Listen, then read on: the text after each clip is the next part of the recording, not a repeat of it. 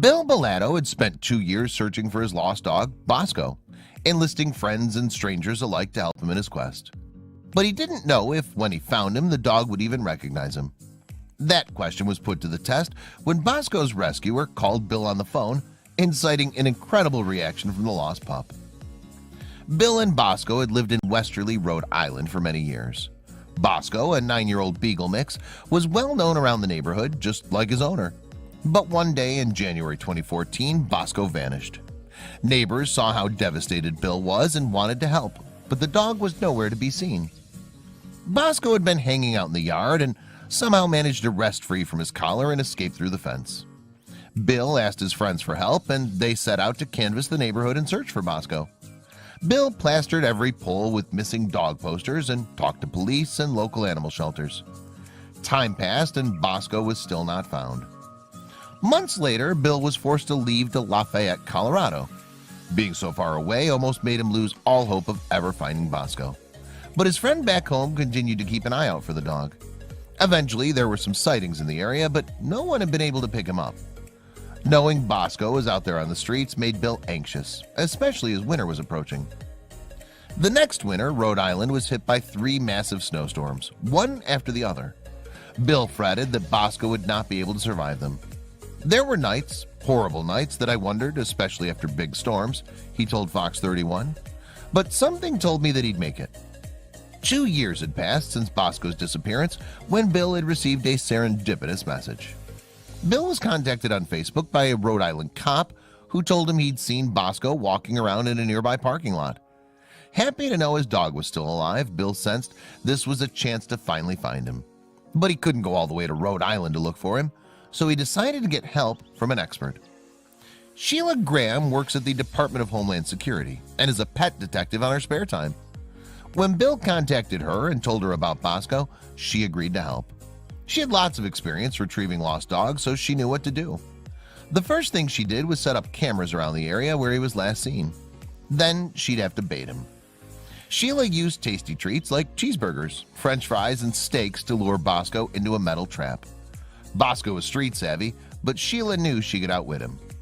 Bosco played a good game of chess, she said, but I love chess, so it's a matter of narrowing down his playing field. Finally, in March of 2016, Bosco was safely in Sheila's hands. It was time to break the news to Bill. As Sheila carried Bosco back to her car, she thought excitedly of Bill's reaction when he found out the good news. She decided to call him as soon as she got home.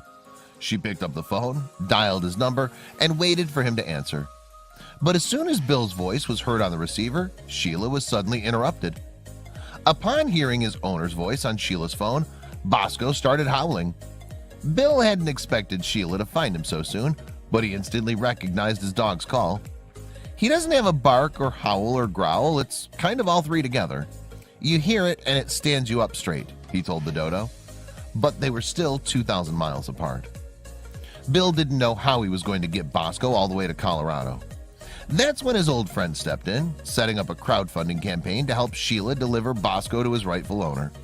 The whole community chipped in, neighbors, animal lovers, even strangers.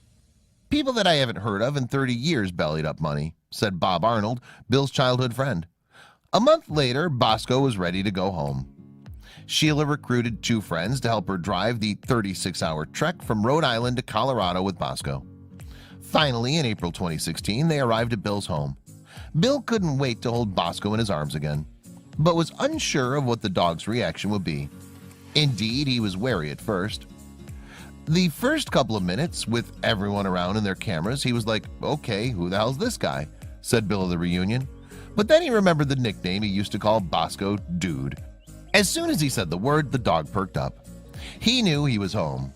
Bill couldn't believe Bosco had made it in the streets for 2 years, but the dog was sturdier than he'd seemed. Bill took Bosco to the vet for a thorough examination and was surprised to find he was in relatively good health. A small benign tumor was found on his back, but that could be removed soon. And he even had put on a little bit of extra weight, suggesting he'd become a good scavenger. Bill couldn't wait to spend the next few days catching up with his beloved dog. I'm going to be having some good FaceTime with him, Bill said in an interview. Meanwhile, Sheila was happy to witness the fruits of her labor. My payday comes seeing the lost pet back home with their family, she told the dodo. All of us animal lovers are just glad people like her exist.